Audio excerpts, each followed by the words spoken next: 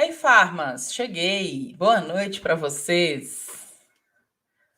Cheguei para a gente conversar um pouquinho aqui na nossa aula da plataforma, né, de sexta-feira. Hoje a gente vai falar de envelhecimento saudável, suplementação em envelhecimento saudável e, né, antes que vocês saiam correndo da live, quem nunca assistiu a aula minha, né, eu peço que vocês assistam essa aula, tá? É algo muito importante, porque a gente não vai falar só sobre envelhecimento, a gente vai falar sobre toda a parte de suplementação, toda a parte de como que a gente pode encontrar esse envelhecimento, né? Como que a gente consegue não só tem uma frase muito boa, né? Que é a gente não tem que acrescentar dias na nossa vida, a gente precisa acrescentar vidas nos nossos dias, né? A gente não pode preocupar somente com a parte do envelhecer, né? Então, nós, como farmacêuticos, a gente tem uma restrição muito grande quando a gente fala de envelhecimento, quando a gente fala de entender essa parte, porque a gente acha que a gente não consegue atuar com isso. A gente acha que a gente não consegue trabalhar com algo dessa forma, com algo que possa ajudar o nosso paciente, o nosso cliente, né? Quem trabalha em drogaria, quem trabalha em consultório, né? Acha que não pode trabalhar com envelhecimento, acha que trabalhar com envelhecimento é a mesma coisa de quando a gente fala assim, é só fazer um atendimento em balcão, né? É uma coisa é muito superficial, né? É uma coisa muito fútil. E hoje, vocês vão entender aqui comigo, né? Quem nunca assistiu uma aula aqui comigo vai entender isso hoje. Quem já assistiu aula comigo já sabe como é que eu falo, como é que a minha. Como é que eu coloco esse ponto, né? Como é que eu coloco esse assunto, tá? Essas nossas aulas, elas são bem rapidinhas, né? Então, assim, não se preocupem, né? A gente vai falar aqui por uns 40 minutinhos no máximo, tá?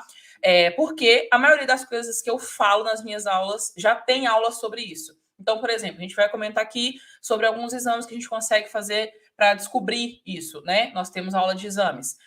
Nós vamos falar sobre várias coisas que, né, já existem aulas aí, depois vocês só dão uma recapitulada dentro da plataforma, tá? Toda vez que eu falar isso, obviamente, vão ter essas aulas dentro da plataforma, tá bom? Então, quando a gente fala de envelhecimento saudável, a gente precisa entender, a gente precisa pensar, né, em como que hoje as pessoas envelhecem. Hoje, você associa envelhecimento com adoecimento. Hoje todo mundo tem medo de envelhecer, né? Sendo que o envelhecimento é uma coisa tão bonita. Então, hoje todo mundo tem medo de envelhecer. Por que tem medo de envelhecer? Porque você pensa numa pessoa velha, você quase nunca pensa numa pessoa saudável, né? Você quase sempre pensa numa pessoa que não anda, né? Que não tem uma vida boa, que não consegue andar direito, que não consegue se locomover, que precisa de alguém para levá-lo ao banheiro, que precisa de alguém, né, para tudo. Então, a gente hoje tem medo do envelhecimento por causa disso, né? Só que já há uns bons anos, né, essa teoria de envelhecimento, ela foi passando, né, ela foi sendo desafiada, vamos colocar assim, por vários cientistas. Por quê? Porque em vários locais, como por exemplo, locais bem desenvolvidos, como Estados Unidos, né, que tem muita gente, como por exemplo na China, esses locais eles têm uma taxa de mortalidade maior, né? De uma concentração de idosos menor do que em outros lugares. Por que existem alguns países, por exemplo, que a média ali do pessoal que chega aos 80, né?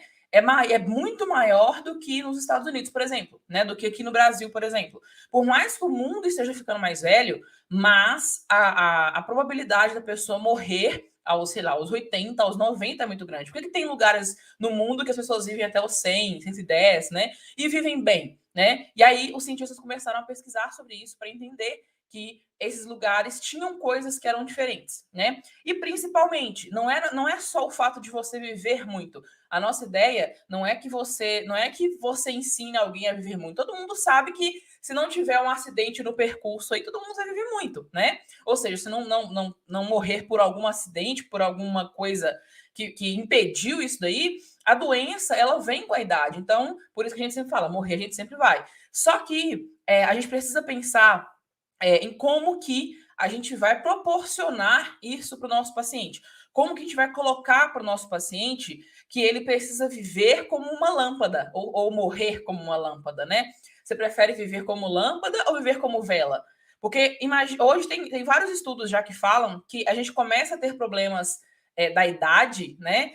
Aos 30. Então, se você tem 30, você começa a desenvolver algumas doenças já que na teoria seria pela idade. Então, né, é associado com a idade. Então, hoje, a partir dos 30, você começa, sei lá, a desenvolver diabetes, a desenvolver colesterol alto, e aí, com o tempo, você vai tomando medicamentos, você começa você vive até os 30, e dos 30, você morre com os 90, por exemplo, você ficou doente 60 anos. Entende? Você toma medicamentos há 60 anos. Então, isso é muito errado. Por que é errado? Porque chegou um negócio, tem um negócio diferente aí, né? Antigamente as pessoas que viviam muitos anos, viviam até os 100, 120 anos, não tinham essa vida de ficar doente a vida inteira. E hoje a gente tem isso. Então, o que é a nossa, vamos colocar a nossa missão, né?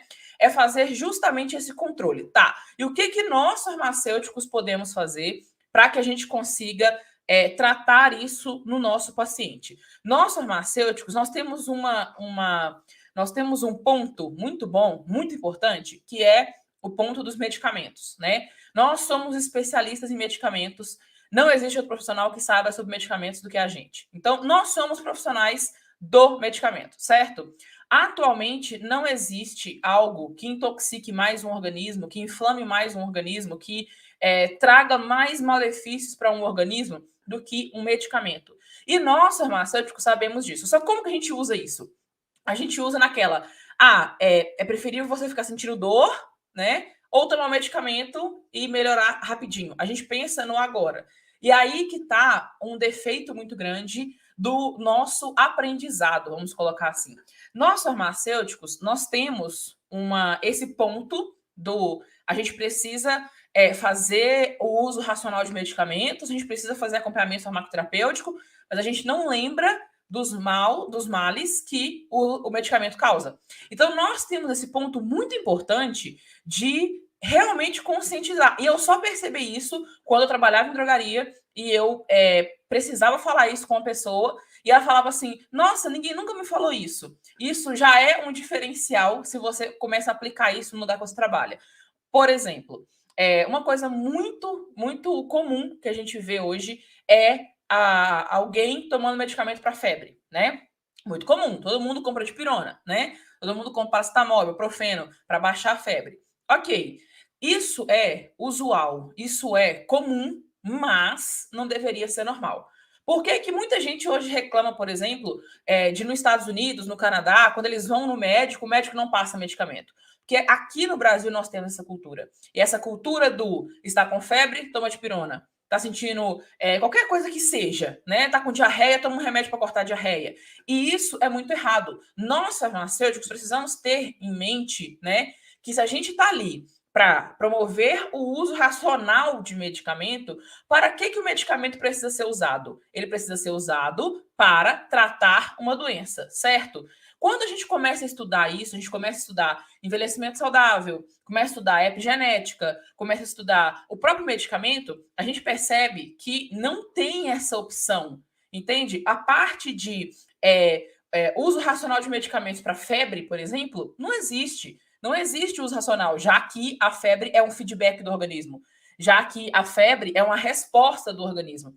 Então, na teoria, você não deveria usar medicamento. Só que esse tipo de orientação a gente não faz em balcão de drogaria. Por quê? O tempo todo nós somos instigados a vender, né? E eu sei o quanto que isso é difícil, eu sei o quanto que é problemático, né? Para quem trabalha em drogaria, colocar isso. Só que você, como farmacêutico, né? E eu falo isso em toda aula que eu dou, mas eu prefiro reafirmar isso, porque às vezes tem uma pessoa aqui que nunca viu e nunca parou para pensar nisso, né? Nós, farmacêuticos, nós somos especialistas em medicamentos e somos autoridade em qualquer lugar que a gente trabalhe, principalmente em drogaria. Nós somos autoridade, nós somos os responsáveis técnicos por aquele lugar. Então, a sua palavra tem que valer alguma coisa. Se não vale, sai daí. Sinceramente, procura outro lugar. Por quê? Você, como farmacêutico, você precisa colocar o ponto do acompanhamento farmacoterapêutico. Você precisa colocar o ponto do uso racional de medicamentos. Se você não pode orientar o seu paciente da forma correta, tá errado. Entende? Então, esse ponto, a primeira coisa que vocês precisam colocar, esse ponto, né, do orientar da forma correta e pensar no medicamento é para uso ali rápido, para alguma coisa rápida, né? Mas não para ser usado da forma que a gente usa hoje. Isso já faz muita diferença na caminhada como farmacêutico, tá? E por que eu tô falando isso? Dentro do envelhecimento, quando a gente conversa sobre isso, a gente pensa em vários pontos, né? A gente precisa pensar em vários pontos. O principal deles, que é onde que surge isso, né? Inclusive, eu dei uma aula já que como surgem as doenças, né? E eu vou liberar na plataforma para vocês, tá? Essa aula de como surgem as doenças, eu falo sobre isso. Como que começa esse processo? Como que você fica doente de alguma coisa, né? Então, quando a gente pensa nisso, a gente percebe que tem uma parte que é muito importante no nosso corpo que rege isso, que é o nosso cérebro. Se o seu cérebro adoece, o seu corpo inteiro adoece, certo?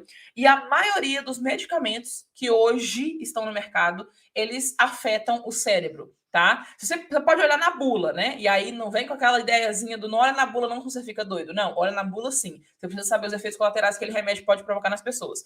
Essa parte de uso racional de medicamentos, o tempo inteiro você precisa pensar no o que é que eu realmente posso indicar e o que eu posso ajudar essa pessoa com esse tratamento. Por exemplo, a pessoa está com febre.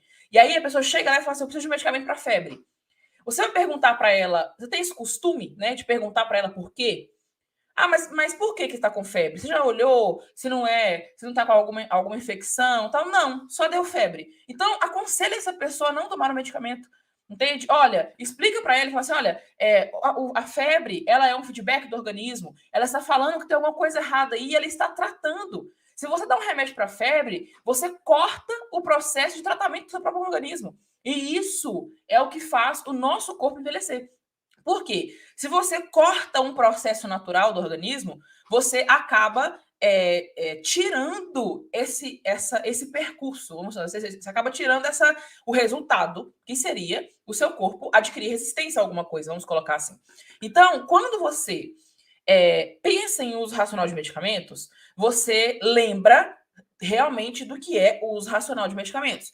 Isso, gente, é complicado de pensar assim, de uma vez, quem nunca assistiu a aula minha, quem nunca me assistiu falando sobre isso, é difícil pensar isso a primeira vez, do tipo, mas se eu fizer isso eu não vendo nada. Não, não é assim que funciona, e eu sei como é que funciona a venda, eu trabalho com venda, eu trabalho com medicamentos, eu sei como é que é isso, mas a diferença que você faz na vida da pessoa quando você começa a evitar que ela tome medicamento demais é tão grande que não tem lugar que não agradeça por isso. Exemplos, né? Eu trabalhei em drogaria durante muito tempo. Toda drogaria que eu trabalhei, eu fazia essa conscientização sobre medicamentos. E a pessoa, ela ficava tão agradecida por eu ter ensinado para ela que ela não precisa tomar remédio para tudo, né? Que ela pode, sei lá, acabar com o organismo dela se ela tomar remédio para tudo, que ela sempre voltava lá para outras coisas. Ela sempre dava preferência para o lugar que eu trabalhava, simplesmente por eu ter ajudado ela com uma coisa simples. Por quê? Toda drogaria que você chega hoje, eles te empurram o medicamento. Ninguém está preocupado em saber por que você está com dor de cabeça, por que você está com febre, por que você está tendo uma diarreia. Ninguém está preocupado em saber disso. Porque a pessoa chega no lugar hoje, é muito corrido, é muito. Me dá um remédio para isso, toma. Aí pronto. Eu falo que farmacêutico, esse é farmacêutico fast food. Você já ouviu falar isso? Farmacêutico fast food é esse. A pessoa chega e fala assim: quero uma dipirona. Você pega a dipirona, entrega a pessoa vai lá, paga e vai embora. Isso é farmacêutico fast food. É farmácia fast food. É muito. Não é food, né? É fast drug, né? Não é de comida.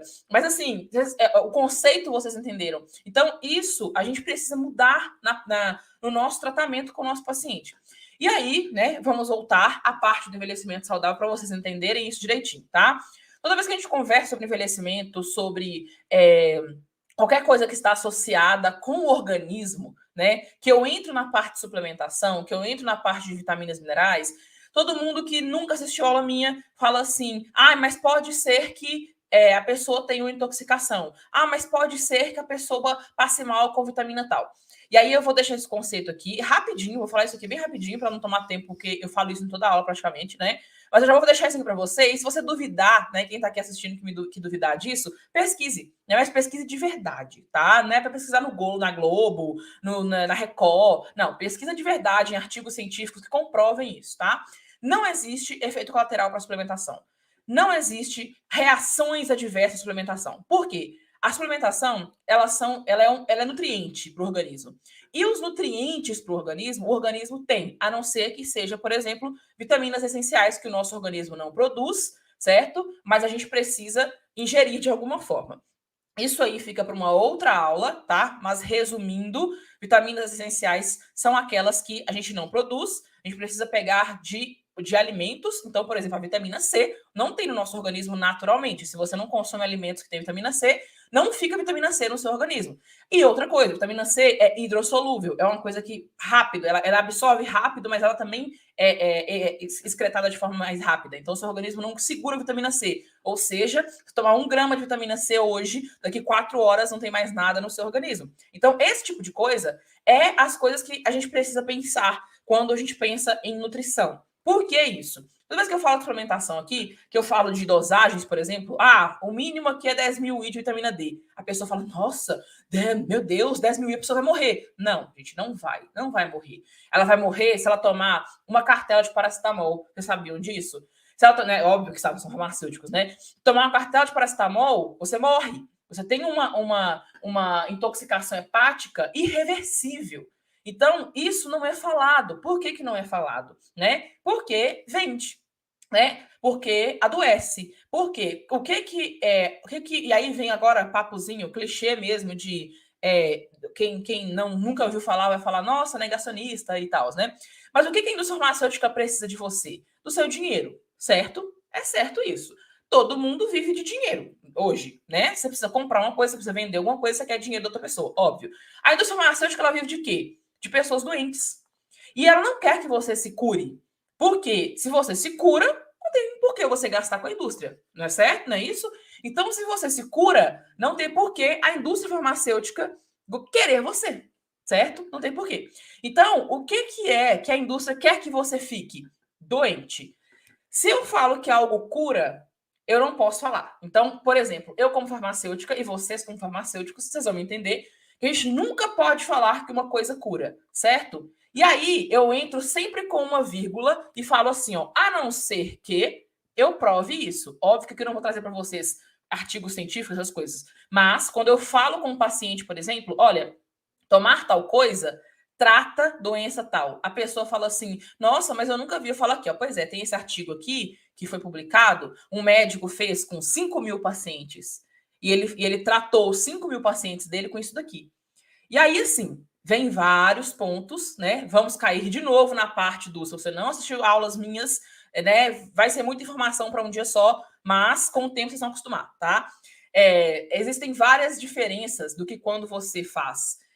Você estuda por artigos científicos e você vive na prática. Um exemplo, eu não trabalho com ozonoterapia. Não trabalho porque eu já trabalho com várias outras coisas, não porque eu não gosto, tá?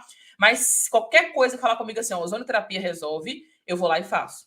Eu não trabalho com ozonoterapia. Por que eu não trabalho com ozonoterapia? Eu trabalho com várias coisas. Só que em vários estudos que eu fiz, que eu pesquisei, milhares deles falam, não funciona. Né? Milhares dos estudos falam não funciona. Só que aí eu pergunto para os meus colegas que trabalham com ozonoterapia. E aí eles me mostram, olha isso aqui, olha essa psoríase que a pessoa fez 5 sessões comigo de ozonoterapia. E a pessoa tá, tipo assim, 90% melhor. Aí vem a pessoa e fala assim, olha essa dermatite atópica que eu tratei com ozonoterapia. Isso aqui foram 10 sessões de ozonoterapia. A pessoa tá quase 100%. Então, isso para mim vale muito mais do que uma evidência científica. E aí, gente, não adianta me falar assim, mas o artigo científico tá aí para isso, mas eu não sei o que. Tá, o artigo científico, a evidência científica, ela serve como base. Como assim serve como base? Se você pesquisar, por exemplo, tem um artigo que foi o primeiro que eu vi, inclusive, quando eu comecei a estudar sobre suplementação, que fala do ômega 3, por exemplo. O artigo fala, olha, ômega 3 não funciona. E aí, quando você vai perceber, quando você vai ler o artigo inteiro, você entende que teve vários erros ali. Erros não, porque para eles não são erros isso. Mas, por exemplo, se você compara ômega 3, você precisa comparar com algo, certo? Você precisa ter um placebo para você saber se realmente funciona. Se esse placebo for uma coisa que funciona tão bem quanto o ômega 3, você não concorda comigo que vão ter resultados parecidos? Vamos colocar em exemplos, em modelo, né? Vamos supor que você pegue 2 grupos e você coloque um grupo ômega 3 e no outro grupo você coloca o placebo, certo? Ok. Se o ômega 3 funciona, o grupo do ômega 3 vai ter resultados melhores do que o placebo, ok? Ok, isso é estudo científico.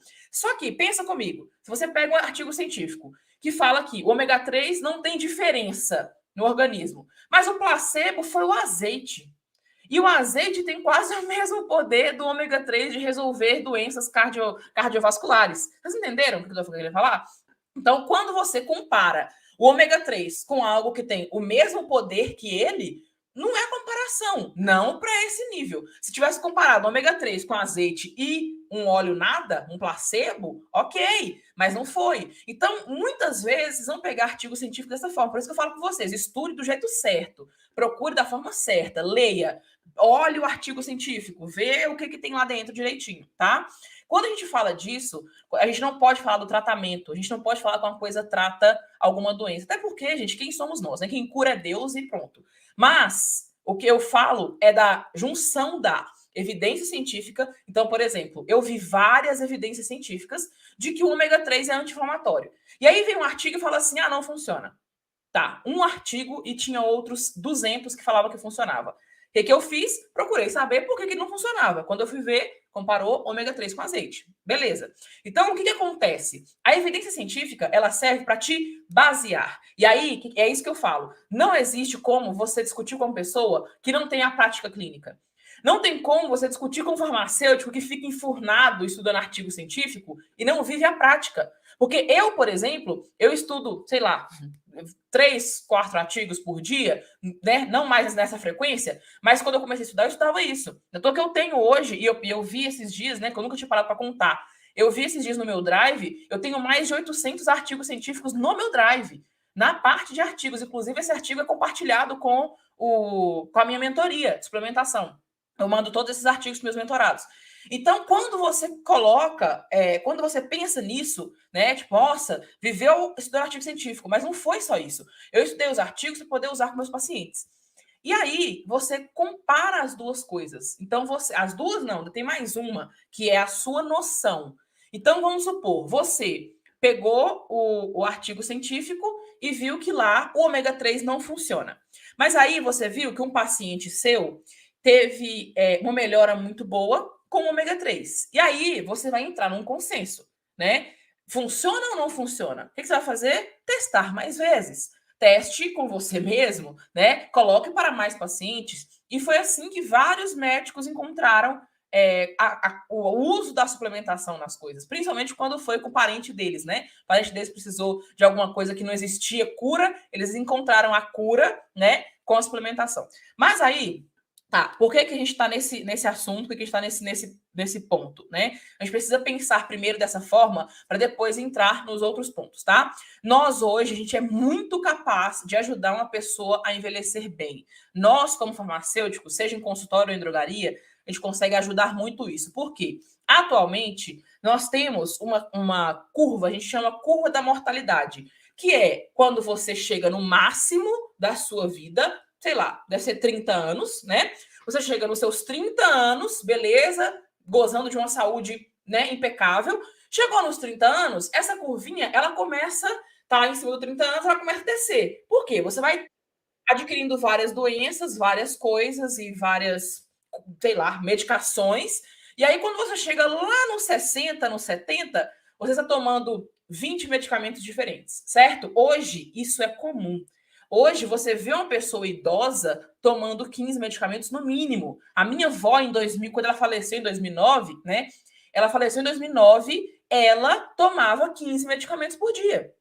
Isso em 2009, quando eu comecei minha faculdade, né? Então, isso já era comum em 2009, imagina hoje, né? Então, você chega num nível, você chega num nível alto da sua, vamos colocar, escala, Você chega no nível de 30 anos, vamos colocar assim, e aí você começa a descer isso porque você vai ficando doente, vai perdendo a vida, né? Vai perdendo até a hora que você morre, ok? Hoje, o que a gente fala disso? A gente consegue retangularizar essa curva. Como assim? Você consegue fazer com que a pessoa chegue bem na idade que tem que chegar. Quando ela chega no melhor dela, você consegue, ao invés de fazer essa curva descendo, você consegue retangularizar ela. Ela consegue ficar reta até uma hora que ela cai e a pessoa morre. Ou seja, você consegue proporcionar para essa pessoa uma vida longa, assim como as outras, só que você consegue proporcionar essa vida longa e saudável. E aí essa pessoa vai morrer como uma lâmpada, né? Vocês já viram a teoria da lâmpada? A lâmpada, ela pode queimar agora, mas até um segundo atrás, ela estava no máximo do brilho dela. O máximo que ela fez foi dar uma apagadinha e puf, desligou, né? Queimou. Então, você prefere morrer assim, como uma lâmpada, viver bem até os 70 e morrer com 75, ou seja, você ficou doente ali 5 anos, né? Ou você prefere ficar morrendo, devagarzinho. Então, essa ideia do envelhecimento saudável, a gente entra com um ponto muito importante, que é a parte de medicação.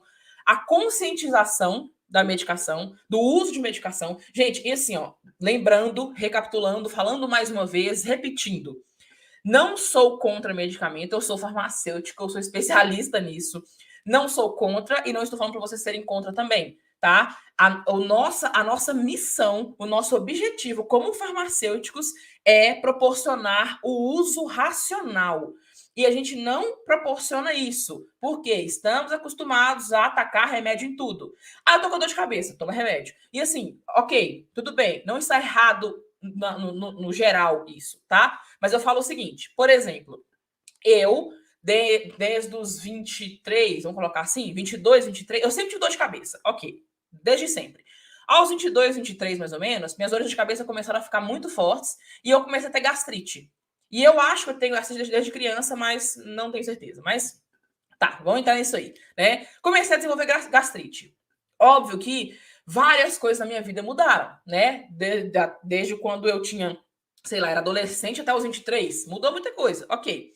Só que dos 23 aos 28, eu tive muitas dores de cabeça. Inclusive, eu comecei a ter crises de enxaqueca absurdas. Eu tive uma crise de enxaqueca que a minha cabeça, eu medi a temperatura da minha testa, a minha testa estava 39,5 de febre e minha bochecha não tinha nada. Tipo assim, estava normal, 36. Só que a minha cabeça, ela parece que estava fervendo. Eu tive uma crise de enxaqueca, eu fiquei 3 dias, assim, deitada no escuro, que eu não conseguia fazer nada. E aí, eu fui no neurologista. Essa enxaqueca só passou com morfina. Só. Ele me deu. Eu lembro até hoje, ele me deu aquela de morfe, né? Ele pingou na água, eu misturei ali uma aguinha no copinho descartável, virei. Aí foi passando o tempo, foi melhorando e ele foi conversando comigo. Eu também saí do consultório lesada, né? Mas só curou assim.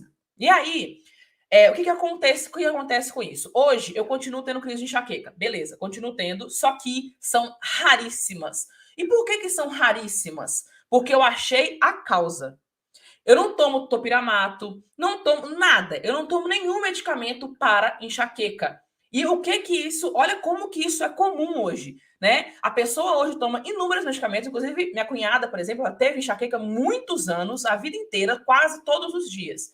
Muita. Tentamos resolver com suplementação, porque eu já tinha curado a minha, né? E eu falo curado mesmo, tá, gente? Porque eu não tenho crise de enxaqueca hoje, a não ser e eu vou falar aqui o motivo, tá?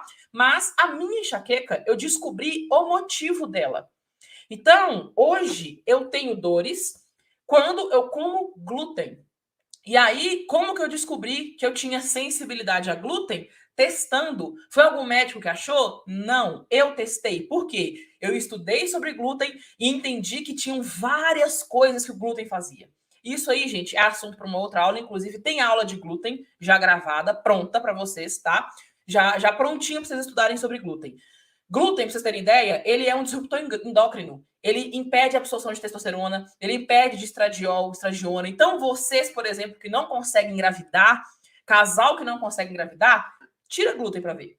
Sabe? O glúten é muita coisa. Então, eu tinha enxaqueca, absurdas enxaquecas. Cheguei a tomar topiramato, cheguei a tomar sertralina, né? Várias coisas. Inclusive, aquele Valpaquene, né? De Paquene, né, que é o valproato de sódio.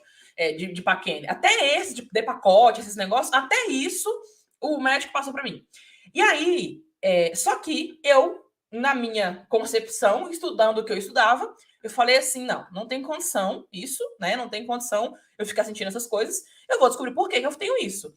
Então, eu comecei a me observar, certo? Hoje eu sei que quando eu como glúten, amanhã eu tenho uma dorzinha de cabeça, dependendo da dose que eu como. Então, por exemplo, ontem eu comi pão de forma. Hoje eu não tive dor de cabeça, mas a minha cabeça ficou ruim. Ficou aquele sentimento, sabe quando você não dorme direito, que você fica com aquele negócio meio, não, tá ruim, não sei o que tá acontecendo, não consegue concentrar, não consegue fazer atividade direito, não quer fazer exercício, não quer fazer nada? Pois é, eu fico assim, quando eu como pouco. Quando eu como muito glúten, aí sim, no dia seguinte me dá dor de cabeça. Só que hoje eu sei a causa da minha dor de cabeça. Minha dor de cabeça começou, eu durmo um pouquinho, eu cochilo, eu fecho o olho, eu encosto num canto, dependendo de onde eu esteja.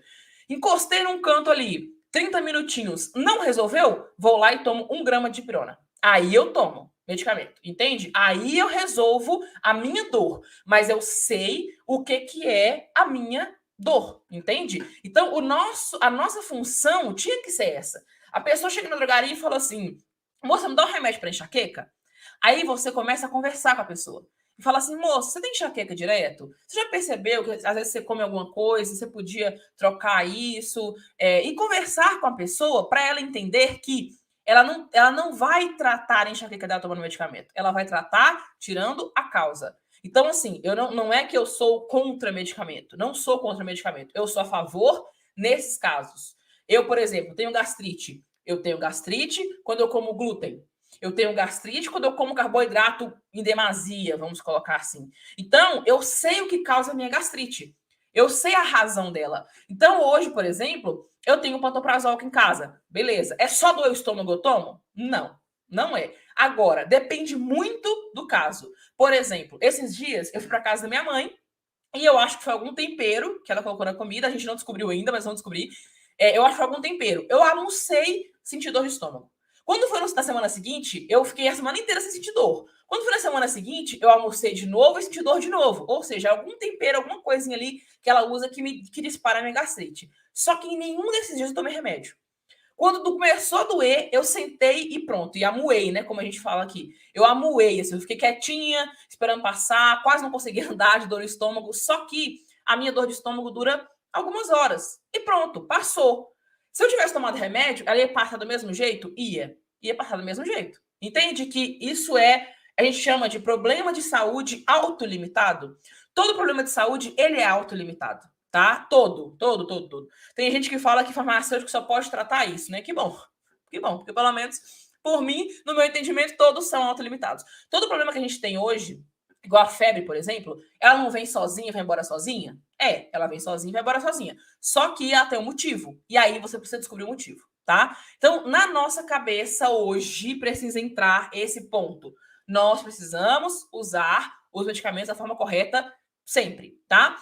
Na parte de envelhecimento saudável, quando a gente pensa isso, a gente elimina o principal fator do envelhecimento. Por quê? Medicamento, além dele ser um autointoxicante para o organismo, ou seja, aumenta radical livre, aumenta espécies reativas de oxigênio no nosso corpo, fica no nosso organismo, aumentando a quantidade de toxinas, enfraquecendo a absorção, né, das coisas e acaba se tornando um antinutriente. Ou seja, quando uma pessoa toma muito medicamento, além de ela ficar intoxicada, ela não consegue ter uma boa absorção de medicamentos, de nutrientes, né? Ela não consegue ter uma boa absorção de nutrientes. Por quê? O medicamento vira um antinutriente no nosso organismo. Assim como é o álcool, assim como são os adoçantes, né? Isso viram várias coisas, tá? Quando a gente fala de envelhecimento saudável, a gente consegue pensar em vários pontos que a gente consegue calcular isso. Então, por exemplo, eu falo sempre de exames por aqui, né? Nós, farmacêuticos, podemos analisar vamos colocar, a taxa de envelhecimento, né? A gente consegue colocar isso quando a gente olha os exames das pessoas. Hoje, quem já estuda comigo sabe disso, não existe uma pessoa hoje que não tenha excesso de radical livre no organismo, tá? E aí, assim, é uma aula de, se precisasse de 3 horas que eu faria falando de radical livre, que é a minha especialidade, né? Eu sempre falo aqui que eu sou especialista em suplementação, né? Mas eu sou especialista em estresse oxidativo, quem é meu aluno já sabe disso. Eu sou especialista em estresse oxidativo. Todo estresse oxidativo há 7 anos. Mas eu não vou falar isso para um leigo que não sabe o que é estresse oxidativo, porque até farmacêutico não lembra disso mais, né? Muito profissional de saúde nem lembra disso mais. Então, eu estudo estresse oxidativo. Então, a suplementação, obviamente, ela vem para tratar o estresse oxidativo, por isso que eu falo que eu sou especialista em suplementação, tá? Quem assiste minhas aulas já deve saber como é que é, a maioria tem uma base, tudo certinho, mas hoje o que mais causa envelhecimento são as espécies reativas de oxigênio. E aí vocês com certeza já ouviram falar em relação a envelhecimento precoce, envelhecimento da pele, que hoje vendem muito a coenzima Q10, né? Vendem muito vitamina C, né? Sérum de vitamina C. Por quê? Porque o que envelhece, né, são os radicais livres. Então, isso também vale para o organismo, não é só para a pele, né? Por que que isso é falado na área da estética e não é falado na área da saúde? Porque cura. Quando você trata pelo estresse oxidativo, gente, é impressionante, tá? Quando você faz um tratamento no paciente com antioxidantes, tá? É impressionante. E assim, quem duvida, eu sinto muito, não tenho medo, tá? É impressionante a diferença que o seu paciente fica quando você trata ele com antioxidante, tá? Qualquer pessoa melhora, qualquer pessoa. Você vai pegar uma velhinha que tá ali andando, encurvada, cheia de dores. Se você fizer um pool de antioxidantes para ela, ela vai ficar revigorada no primeiro mês de uso. Então, assim, é algo muito louco, muito absurdo, né? Não falarem isso. Então, quando você faz essa redução de radicais livres, você consegue restaurar, sei lá, 60% da saúde de alguém. Porque isso é 90% das doenças. Câncer é causado por estresse oxidativo. Autoimunes são causadas por estresse oxidativo. Diabetes, hipertensão é agravado por estresse oxidativo. Então, se você trata estresse oxidativo, acabou. A pessoa já tem uma qualidade de vida muito melhor. Então, quando você pensa em envelhecimento saudável, o que tem a ver medicamento com envelhecimento saudável? Você lembra disso. Medicamento aumenta a espécie reativa de oxigênio. Luciana, como é que faz isso? Não sei se vocês vão lembrar, né? Mas todo medicamento é uma toxina. Por quê?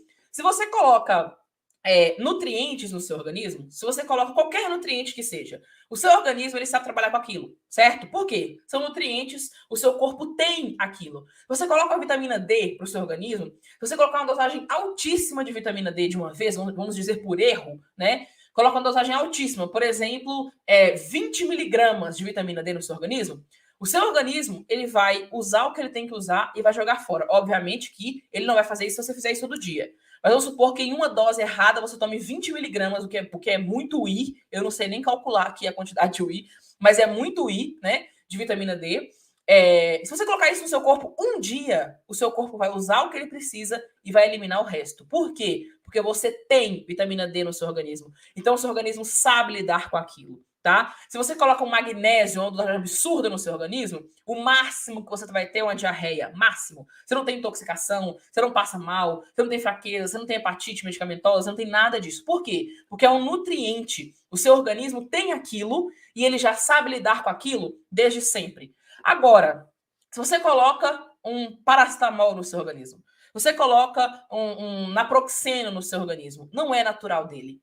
Então, pode ser o medicamento mais leve, por exemplo, ivermectina, né? Eu não sei se é só, tá, gente? Eu estou usando um exemplo que eu já usei, eu já tive que pesquisar isso para uma perícia, né? E por isso que eu dou esse exemplo da ivermectina, tá? A ivermectina, ela tem 0,04% de toxicidade.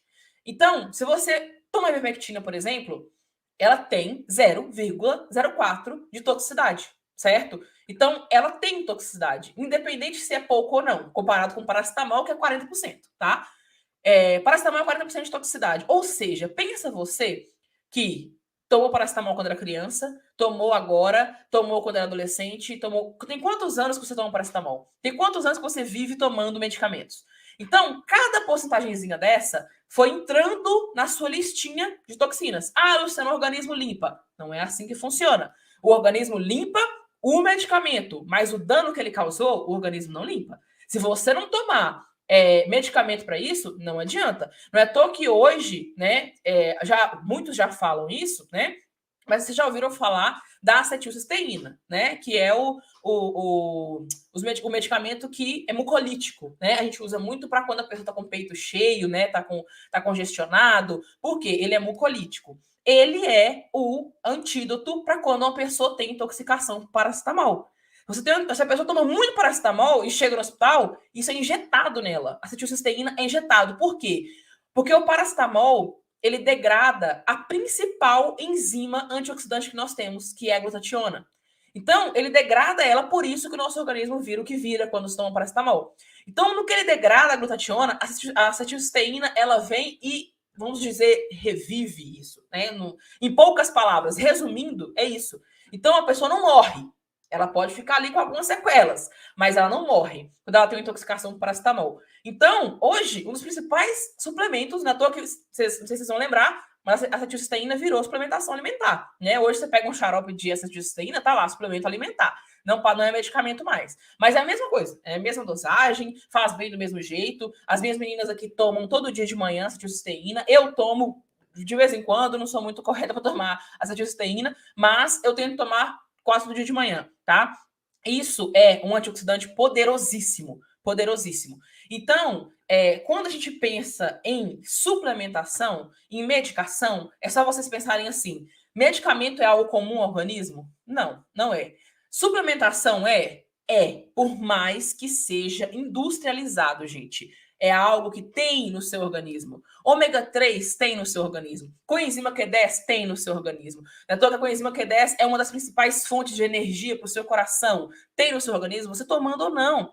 Desoxirribose tem? Tem. Magnésio tem? Tem. Vitamina C, vitamina D, complexo B, vitamina A, tudo tem no seu organismo. Então, não existe isso de suplementação fazer mal, tá? E aí, a gente entra nesse ponto, né, justamente da suplementação. Quando a gente vai diagnosticar isso no nosso paciente, a gente precisa de alguns exames para entender como é que está funcionando ali.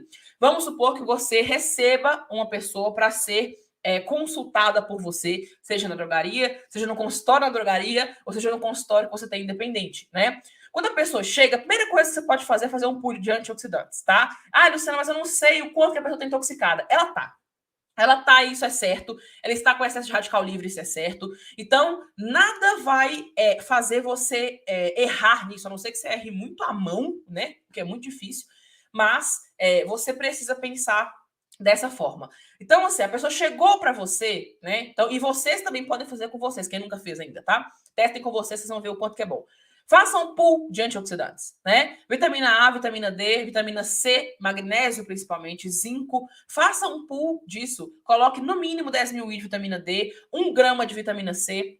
Faça esse pool de antioxidantes para a pessoa já ter uma melhora. E aí analise os exames, né? Então, por exemplo, hoje o principal marcador que nós temos para descobrir se tem se o organismo tem a pretensão, vamos colocar assim, de desenvolver uma doença é pela tireoide, tá? A tireoide, como ela é um hormônio, né, gente? Ela é regulador do organismo. Então, quando você precisa entender sobre a tireoide, você vai perceber que isso é pela capacidade que ela tem. Por exemplo, a tireoide, ela é que regula a temperatura do nosso corpo, correto? Quando você hoje precisa descobrir, porque, por exemplo, todo mundo praticamente tem hipotireoidismo clínico, subclínico, né? E aí, subclínico, você não vai descobrir fazendo examezinhos normais, tá? Então, faça testes, tá? Tem um teste que é muito fácil de fazer, anotem aí, tá? Tem um teste que é muito fácil de fazer, que é quando você pega um termômetro, né? Normal, termômetro normal, e coloca ele né, para aferir a sua temperatura, para medir a sua temperatura, né? Coloque debaixo do braço assim que você acordar. O seu corpo tem que estar regulado, certo? Faça isso durante 5 dias seguidos, anotando certinho a temperatura que dê. Coloque lá o termômetro por 10 minutos, né? Assim que você acorda.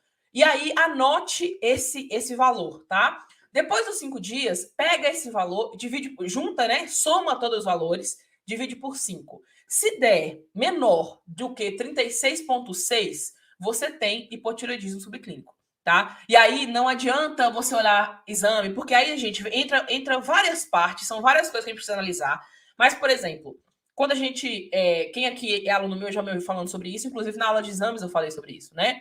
Quando a gente faz, a gente vai olhar a questão de dosagens, né?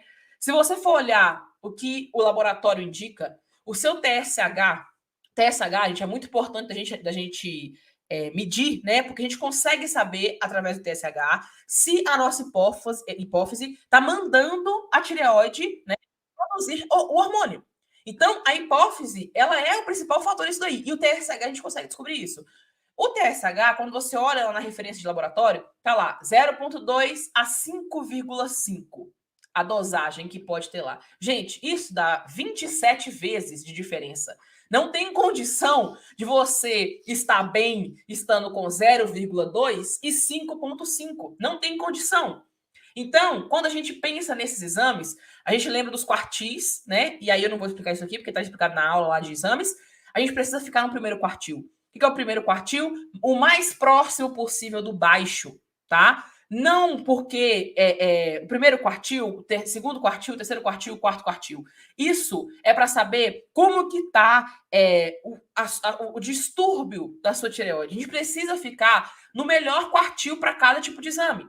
Então, vão ter exames que a gente precisa ficar no menor quartil para ficar o mais baixo possível, e a gente precisa ficar no último quartil para ficar o mais próximo possível. Normalmente a gente pede o último quartil para vitaminas, por exemplo. Vitamina B12, por exemplo, é uma que a gente precisa ficar lá em cima. Quanto maior, melhor, tá? Não tem problema. Aí tem vários pontos que, né, precisam ser analisados, mas ela precisa estar lá próximo do quarto quartil, né? Só que quando a gente faz esse tipo de coisa, a gente percebe esse tipo de exame, a gente consegue perceber isso. A gente consegue perceber como é que está o envelhecimento do nosso corpo, como é que o nosso organismo está reagindo às coisas que nós estamos fazendo. Então, várias dessas coisas, vários desses pontos, conseguem ser analisados. Por exemplo, como é que você sabe se o seu organismo está inflamado? PCR.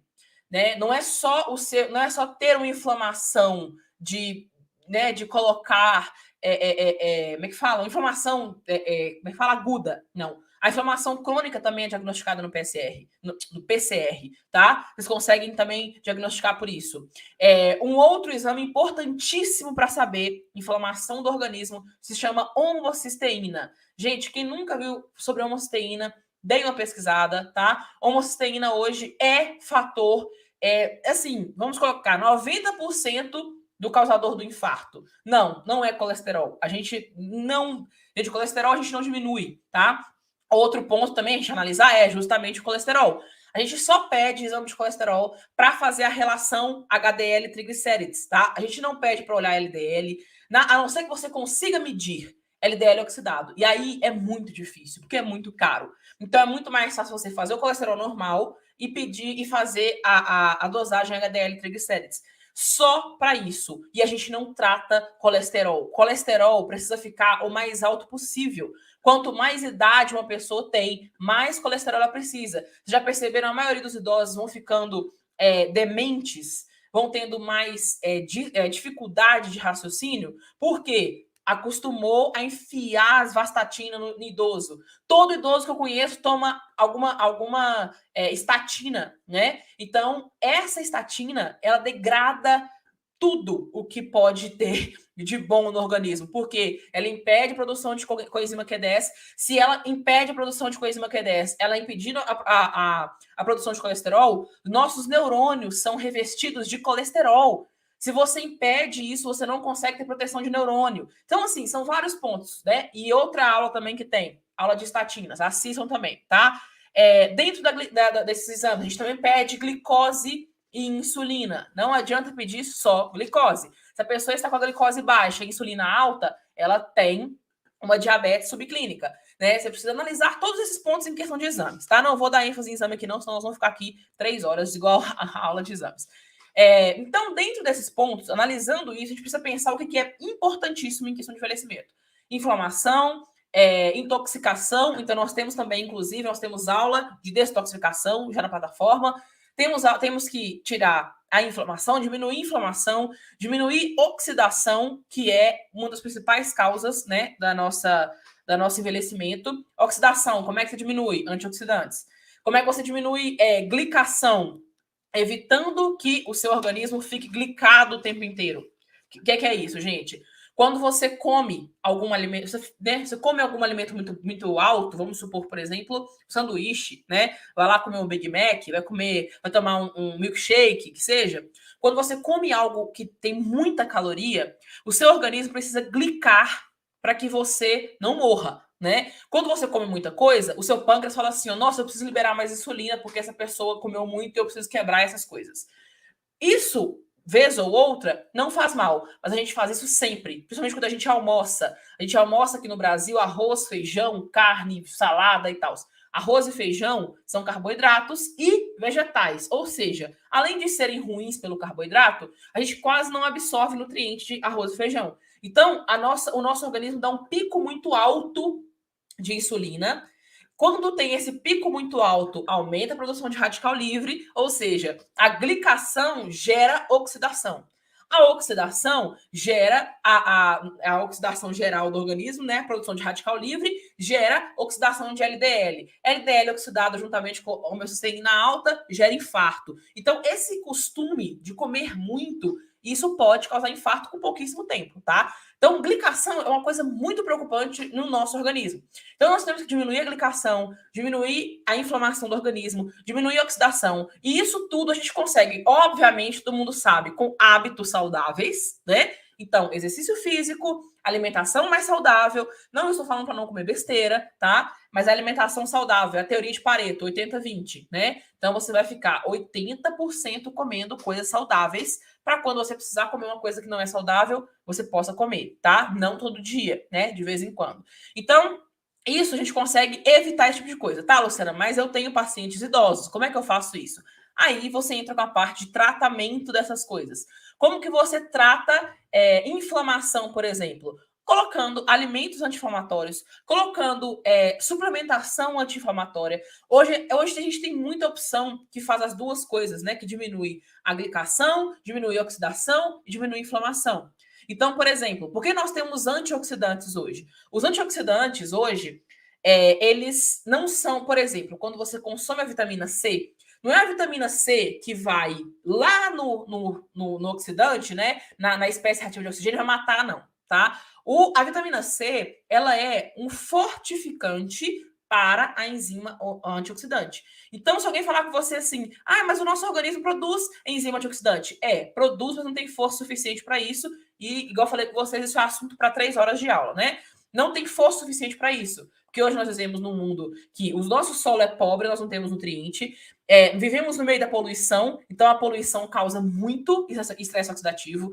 Nós passamos perto de pessoas que fumam o tempo inteiro. A fumaça do tabagismo é a pior que existe. Então, tudo isso no nosso organismo aumenta a produção de radical livre e as nossas enzimas antioxidantes deveriam aumentar proporcionalmente, certo? Como você não ingere nutrientes, né? Como é que elas vão aumentar? Luciano, os alimentos conseguem combater isso? Não, não consegue. Primeiro que alimento, se não for de origem animal, ou seja, origem vegetal, você só absorve 30% dos nutrientes. Segundo, vegetal, se você tirou do lugar dele, colheu, ele começa a perder nutriente. Ou seja, se você colhe uma banana e aí você come ela 10 dias depois, ela não tem nutriente quase nenhum mais. Ela tem nutriente que você arranca ela do pé. A cenoura arrancou do chão, consome. Já tem 3 dias que tá no sacolão. Ela só tem 20% dos nutrientes que fala que tem. Aí é vegetal, você só absorve 30%. Pronto, já não tem nada ali.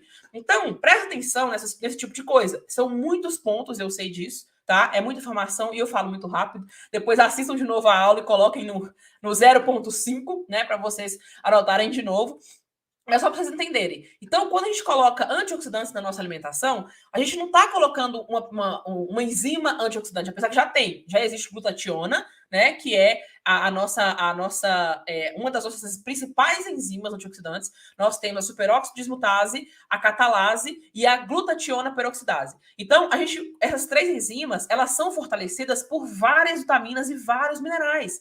Então, se você não tem isso no seu organismo, você não tem as suas enzimas antioxidantes funcionando do jeito certo, tá? Então, vai diminuir a oxidação com suplementação antioxidante. Vitamina C, vitamina D, vitamina A. E aí você coloca suplementação alimentar no meio para que você consiga mais coisas que, por exemplo, você consegue pegar a suplementação em polivitamínicos, por exemplo. Polivitamínico, você acha uma gama de coisas, polivitamínicos, né? Então, você consegue achar várias vitaminas minerais.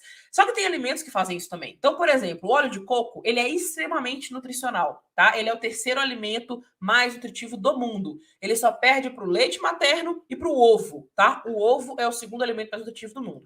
Só que, por exemplo, o ovo, por ser o segundo alimento mais nutritivo, ele não tem vitamina C, por exemplo. Então, você tem que consumir vitamina C de outra forma, certo?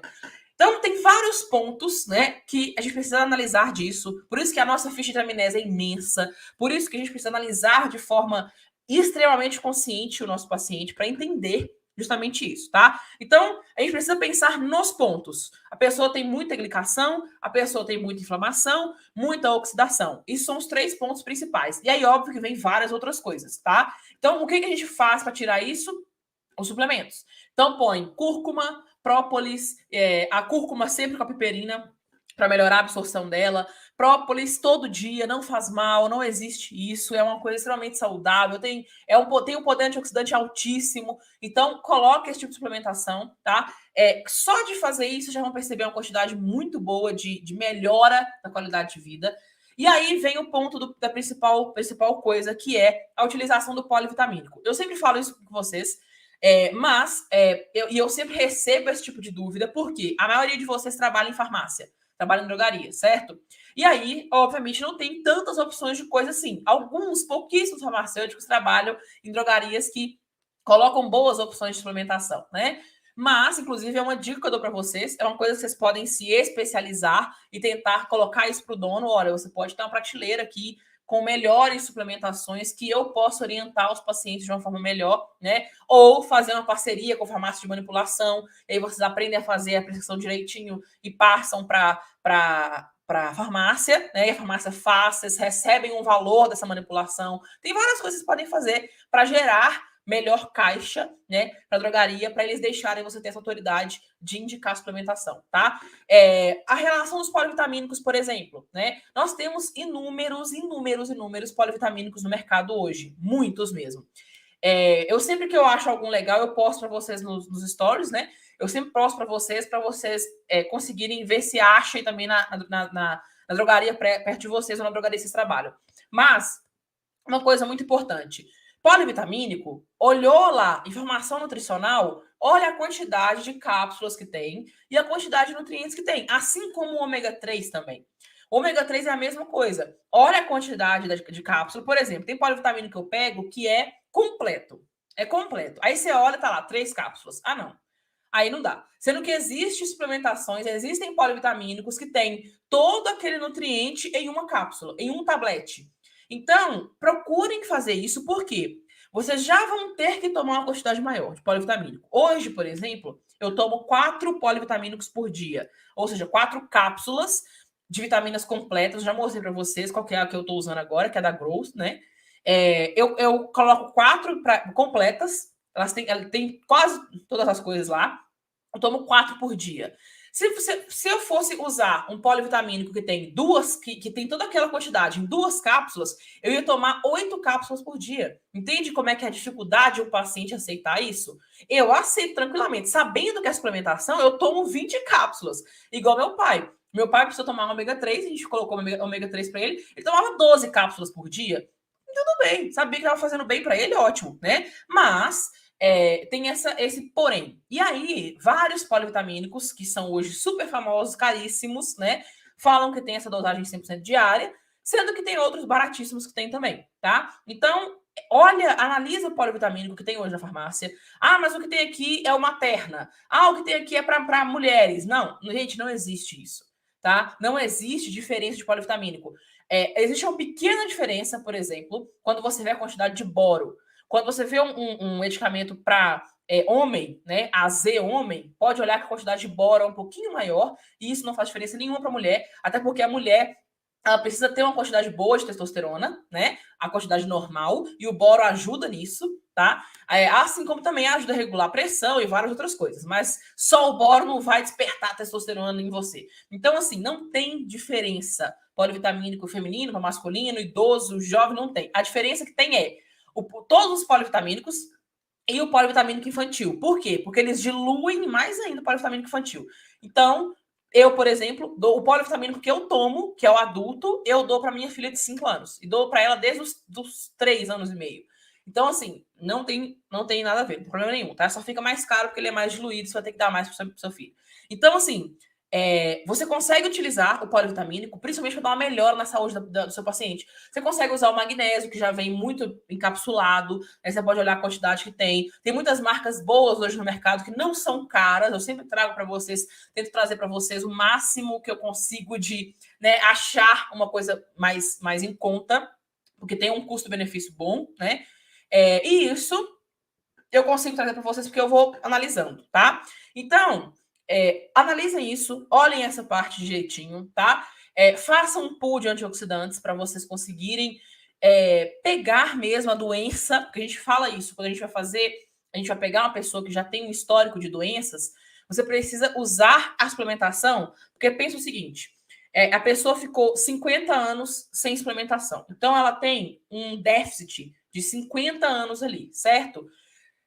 Você tratando ela, você vai inserir suplementação. Ok, vai inserir suplementação. Só que ela está há 50 anos ali e você coloca a suplementação, ela vai continuar produzindo radicais livres, certo? Vai continuar. Por quê? Por mais que você reduza os hábitos ruins, por mais que você coloque suplementação, ela vai continuar com aquilo. Então você precisa colocar uma suplementação numa dosagem que você consegue captar a doença, que você consegue diminuir a produção atual e evitar a doença posteriormente. Então, por isso que quando a gente suplementa muito. A gente coloca a dosagem alta, tá? Para isso mesmo. Ah, Luciana, o farmacêutico não pode prescrever isso. E aí vai pela coragem de vocês, né? Vai do tanto que vocês querem tratar as pessoas. Indique da forma correta, né? Tente colocar o máximo, estudar o máximo que vocês podem fazer, né? Eu sempre dou muito exemplo aqui da vitamina C. A vitamina C, eles recomendam que a gente coloque 45 miligramas de vitamina C, né? Isso aí não faz a menor diferença no nosso organismo, tá? É no mínimo 500 miligramas por dia. No mínimo 500 miligramas. E aí, se você for pensar que ela fica só 4 horas no organismo, tinha que ser 500 miligramas de manhã, 500 miligramas à tarde, para você ter um bom aporte de antioxidante durante todo o dia, certo? Luciana, posso tomar 1 grama? Pode tomar 1 grama. Vai demorar um pouquinho mais para sair do seu organismo, mas vai ficar ali. Posso tomar 2 gramas? Pode também, não tem problema. Agora, a maioria dos estudos, né, já comprovaram que a vitamina C acima de 2 gramas não faz efeito, não faz diferença entre 2 gramas e 5 gramas de vitamina C em questão de tratamento. Então não tem por que você enfiar mais de 2 gramas no seu paciente, entende? Não tem por que você colocar mais de 2 gramas de vitamina C no seu organismo. Porque já que ele não vai absorver mais do que isso, então não tem porquê. Então, preste atenção nisso, analise estudos, analise o que as pessoas que trabalham com isso já fazem, né? O que eu falo aqui, eu falo já testando, obviamente, né? Das várias coisas que eu já trabalhei. Então, isso vocês precisam analisar, tá? Isso é com o tempo, a coragem também vem com o tempo, a praticidade também vem com o tempo, as prescrições vêm com o tempo, mas vocês podem começar a fazer isso com vocês. Já podem começar a fazer isso com seus pais, melhorar a qualidade de vida dos seus pais, tá? Eu sempre conto essa história do meu pai tomando ômega 3, porque eu tratei a hipertensão do meu pai com ômega 3, então isso foi a primeira coisa que me fez dar o start. A primeira coisa que eu estudei suplementação foi ômega 3, e aí eu tratei essa hipertensão dele. Meu pai hoje tem 70 anos e não tem nada, doença nenhuma, porque meu pai é o que eu falo, toma isso, ele toma. Então, utilizem isso, anotem essas coisas que vocês aprenderam na aula de hoje, tá? Qualquer dúvida, deixem para mim nos comentários embaixo da plataforma, tá bom? Que eu vou falar para vocês, que eu respondo vocês lá direitinho. Nossa, agora que eu vi que no Stories tá cheio de perguntas. Meu Deus. Peraí. Ah, tá. Pegou as perguntas da caixinha. Tem uma pergunta aqui se já pode participar desse curso, pois está cursando o quinto como é que fala? O quinto negócio de farmácia, né? O quinto semestre de farmácia? Não, o quinto, não sei. Está cursando, tá no quinto alguma coisa de farmácia, né? O que eu indico que faça, né? Eu sempre falo para estudante estudar mais ainda, né? Então, eu indico sim que você faça a plataforma, até porque ela é R$ 39,90 por mês e eu coloco muito conteúdo lá. É quinto período, tá? Se isso, quinto período. E aí eu sempre indico porque é algo que você vai aprender dentro da plataforma. Você vai aprender coisas que você não vai aprender em farmácia, não vai aprender na faculdade, e você ainda vai aprender o contrário.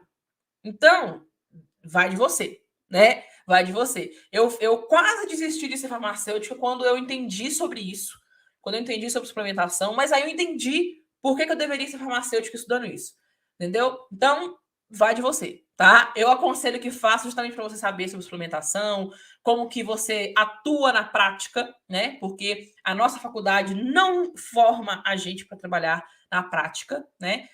Quando a gente chega em drogaria, a gente fica completamente perdido. Então, eu indico sim que você faça isso, tá? Gente, então vamos finalizar nossa aula, porque eu falei que ia falar 40 minutos, já tem 1 hora de aula, tá? Eu agradeço muito vocês que ficaram aqui até agora assistindo, né? Espero que vocês tenham gostado da aula, tá? E qualquer coisa, podem me perguntar aqui que eu respondo para vocês, tá? Eu espero vocês na próxima aula. Sexta-feira que vem tem o nosso workshop de perícia, tá bom? Eu espero vocês na próxima sexta para a gente conversar sobre perícia judicial.